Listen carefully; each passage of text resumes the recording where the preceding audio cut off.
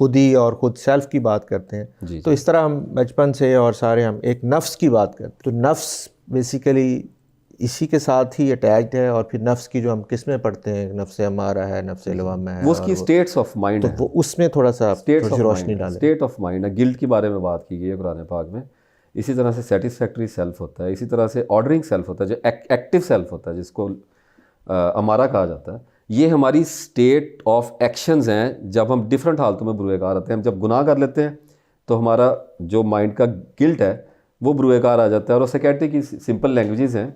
लेकिन सेल्फ जो है वो मैंने आपको बता दिया कि आपके करैक्टर के अंदर छुपा हुआ है, और वो आपकी हैबिट्स में होता है। It is so simple form, और ये मैंने मतलब 25-30 साल के बाद आपको बता रहा हूँ कि it is so simple. Otherwise आप इसकी लेयर्स को पील करते चले जाएंगे और आप माइंड के अंदर उतरते चले जाएंगे, तो आपको आखिर में कुछ भी नहीं मिलेगा, आपकी आदतें मिलेंगी। तो ये नफ्स मुतमइन्ना जो है उसको उसका हसूल कैसे मतलब नफ्स मुतमइन्ना, देखिए टाइम इज़ रिलेट करती है टर्म।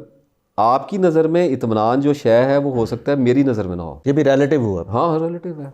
तो जिस शय के बारे में कहा गया नफ्स मुतमइन्ना, हम उसको समझते हैं सेंसेशनल सेटिस्फैक्शन। वो कुछ सुन कर देने वाली कैफियत नहीं होती। ज़्यादा से ज़्यादा ये फ़र्क हो सकता है कि आपको दबाव आए, डिप्रेशन आए दुनिया का, और आप उसमें रिकवर जल्दी कर जाएं। सेंस ऑफ अचीवमेंट हुआ।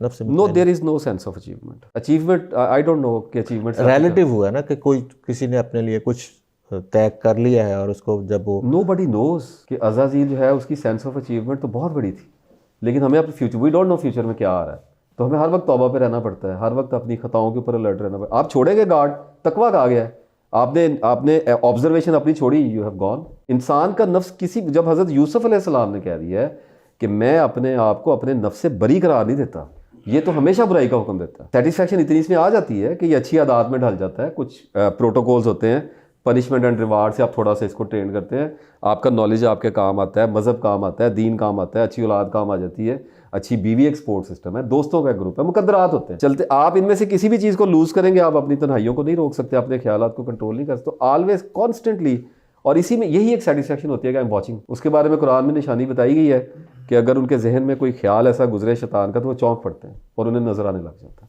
लेकिन आजमाइशें तो आती है, सभी को आती है। वो क्या कहा था, शहीदी है मुसलमानी का हो जाना, अल्लामा साहब ने कहा था। वो तो आपने, जब आपने अपने करैक्टर को पकड़ लिया तो आपसे ज़्यादा बेचारा ही कोई नहीं है। जिसको अपना ही गंद नज़र आ गया है, उसको दूसरे की क्या फिक्र रह गई है। ये इदराक हर बंदे को तो नहीं होता। इसीलिए तो कहा कि इल्म हासिल करना फ़र्ज़ है, इल्म को हासिल करना पड़ता है। इल्म इंसान को एक ऐसी जगह पे लेके जाता है, जब देखें इल्म के साथ एक मसला है, इल्म के अंदर एक कॉन्फ्लिक्ट छुपा हुआ है, इल्म के साथ अमल होता है। अगर आप इल्म के साथ एक्ट नहीं करते तो इल्म कुकर प्रेशर का इफेक्ट बनाता रहता है, वो आपके अंदर डुअलिटी, हिपोक्रेसी क्रिएट करता रहता है, क्योंकि वो आपकी फिलॉसफी में दाखिल होना शुरू हो जाता है, आपको जंग लगाना शुरू कर देता है। Constantly you are gaining knowledge, you are reading books and books और बुक्स, तो किताबी कीड़े का लफ्ज़ आ जाएगा, खलजान आ जाएगा, आप उसको एक्ट नहीं कर पा रहे। मज़हब को जीना पड़ता है, मज़हब तो इख्तियार किया जाता है कि आप सर से लेके पाँव तक पुजारी हो जाते हैं। आप कहते हैं जी मेरा तो धर्म ही ये हो गया, मेरा तो रब ही अल्लाह ताला है, मैं खता रोज़ खाता रहूँ, 1000 बार खाता रहूँ, लेकिन I am very well aware कि मैं कितना जालिम हूँ, मैं कितना जाहिल हूँ, मैं कहाँ पे खड़ा हूँ। यानी एक सादा सी बात है, हम में से जितने लोग सारे यहाँ पे बैठे हुए हैं, हमें अपने बारे में कितना अदराक है कि हम कौन हैं, ये हमें कौन बताएगा। अगर कोई नॉलेज आपको सफाइस करेगा तो वो कुरान का है। मैं ये बात जज्बाती होकर नहीं कह रहा, मैं ये जज्बात ब्लैकमेलिंग के तौर पे नहीं कह रहा, मैं बात आपको फैक्चुअल बात बता रहा हूँ। कांस्टेंट सप्लाई जब आप देते रहेंगे तो आपको अपना आप दिखाई देने लग जाता है। उसके बाद एक चीज़ रहती है, उसे कन्फेशन कहते हैं, कि आपने मानना कब है। जितनी देर तक आप उसको अवॉइड करते रहेंगे, आप इत्मीनान पा के रखेंगे अपने आप को। देखे मैंने लोग, खुद मैं भी अक्सर मामलात में इंसान तहों में चल रहा होता है। तो क्या मानने के बाद फिर आप एक नए अज़ाब में मुब्तला नहीं हो जाते? ओके, फिर नोबल ग्राउंड्स पे चलने के लिए आपको सेक्रीफाइस करना पड़ता है। एक टाइम आएगा जब आपको ब्लड देना पड़ेगा। आप नबी के नवासे भी हो सकते हैं, आपको ग्राउंड्स में उतारा जाएगा तो आपको सच्चाई के लिए फिर खड़ा, सच्चाई का तो फिर कोई आपको पता है अर्जुन ने क्या, माँ बाप नहीं होता, रिश्तेदार नहीं होता। अगर कोई आदमी सच्चा हो जाता है तो उसको कोई ज़्यादा नॉलेज की ज़रूरत नहीं पड़ती। मैं नॉलेज को किसी भी सूरत, यहाँ पे असल में बात का कॉन्टेक्स्ट जब चेंज हो जाता है ना, तो बात बदल जाया करती है।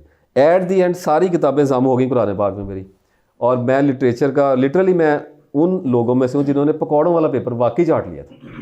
हवस इतनी बढ़ जाती है, और जो लोग पढ़ते हैं आप सबको पता है कि ये नशा ही एक और दुनिया का नशा है। लेकिन एक लिमिट आती है जिसके बाद आप कहते हैं कि मुझे डिप्रेशन क्यों नहीं छोड़ रहा, मुझे फेलियर क्यों नहीं छोड़ रहा, मुझे समझ क्यों नहीं आ रही, किताबें पढ़ते पढ़ते मैं किधर का किधर निकल गया हूँ, मैं गुंजलक क्यों हो गया हूँ, गुंजान क्यों बनता चला जा रहा हूँ। एट दैट टाइम आपको ये पता होना चाहिए कि आपने अंबार तो इकट्ठा कर लिया है, इसकी फाइलिंग प्रॉपर नहीं है, वो कुरान है। और मुसलसल पढ़ते रहने से आपके अंदर एक चेंजेस आते हैं, जिनको मैं इस वक्त यहाँ पे बयान तो नहीं कर सकता, लेकिन अगर कोई बंदा 5-6 साल, 10 साल, 7 साल, 4 साल हर रोज़ कुरान पाक का 2-3 रकू पढ़ना शुरू कर दे बगैर सोचे समझे, कांस्टेंट पढ़ता रहे, तो उसकी फ़ोटो मेमोरीज रिप्लेस होंगी और उसे पता लग जाएगा मैं क्या कह रहा हूँ। उसे हर बात के जवाब में आयत याद आएगी, उसे अपनी हर थॉट के जवाब में आयत याद आएगी। नहीं, आप उसको पढ़ने का कह रहे हैं सिर्फ पढ़ने का कि तर्जमे के साथ पढ़ना, तर्जमे के साथ जो आपकी अंडरस्टैंडिंग, इंग्लिश आती है इंग्लिश में पढ़ लें, उर्दू आती है उर्दू में पढ़ लें, अरेबिक आती है अरेबिक में, जो आपने करना आप करें। एक तो सबसे बड़ा फ़ायदा होता है गाफलीन में से नहीं लिखे जाते हम, कम से कम पढ़ रखा, इल्ज़ाम तो उतरा।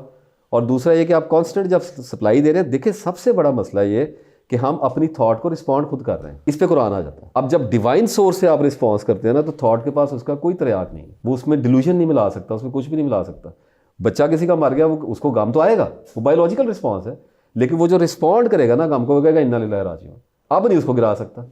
तो उसका रिकवरी का प्रोसेस थोड़ा तेज़ हो गया, बजाय ये कि उसने उसमें जाना भी था, उसके लंबा हीलिंग प्रोसेस और नेचुरल जो प्रोसेस वहाँ से निकलना था, तो ये रिस्पॉन्सेज आपको चेंज कर दे। देखिए सर, मैं आपसे अपने एक दिल की बात अर्ज़ करूँ, जब मुझे इस बात का एहसास हुआ ना कि मेरे रास्ते मसदूद हो गए हैं और मैं डिप्रेशन में इतना आगे चला गया हूँ कि मैंने सियाना बनने की कोशिश की थी, I just one certain day arrived when I found my self in greatest mud, और उस वक्त मुझे पता चला कि मुझे कुरान पढ़ना पड़ेगा, I will have to watch कि इसमें कुछ रह गया या नहीं रह गया, या मैं छुड़ाऊँ अपनी जान फिर।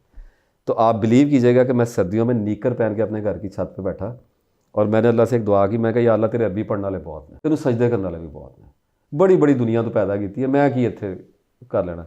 तो मैंने अल्लाह की किताब को एक बिल्कुल नावल की तरह शुरू किया, मैंने अरबी एक साइड पे कर दी और मैं उसमें गुजरना शुरू हो गया, और मैं पूरा पूरा दिन पढ़ता रहता था। कभी कभी मुझ पर जब मैं अंदर गया हूँ ना सर, तो फिर आपके साथ तिलिस्में व शुबा शुरू होती है। कभी बोरिंग हो जाता है, कभी मुश्किल हो जाता है, कभी इरिटेट करता है, कभी एक्सटैटिक होता है, कभी रुलाता है, कभी हंसाता है, कभी हैरान करता है, कभी शक। तो कुरान आपको मुख्तलिफ ज़मानों में से गुजारता है। वो आज ज़माने आपके अंदर से भी गुजरते हैं, वो आपके मलका सबा में भी गुजरते हैं, आपके आद और समूद में गुजरते हैं, फिरौज़ में से गुजरते हैं, कभी आप अपने अंदर में से गुजर रहे हैं, कभी आप हैज़ नफास में से गुजर रहे हैं, अजीबो गरीब चीज़ों में से आपको, वो आपकी साइकी के जो हॉन्टिंग, जो आपके बंकर्स होते हैं ना, उनमें आपको घुसा देता है। और जब आप पढ़ के दूसरे से निकलते हैं तो आप कहते हैं what a roller coaster ride, ये तो आर्ट कभी पढ़ा ही नहीं था, लिटरेचर, ये चीज़ क्या। उसके बाद आप अरबी में आते हैं, आप कहते हैं अब इसको पियो आहिस्ता आहिस्ता, अब एक जाम जा रहा है, एक आ रहा है, बस अब इसको पीते रहो सारी ज़िंदगी, फिर आपको समझ है।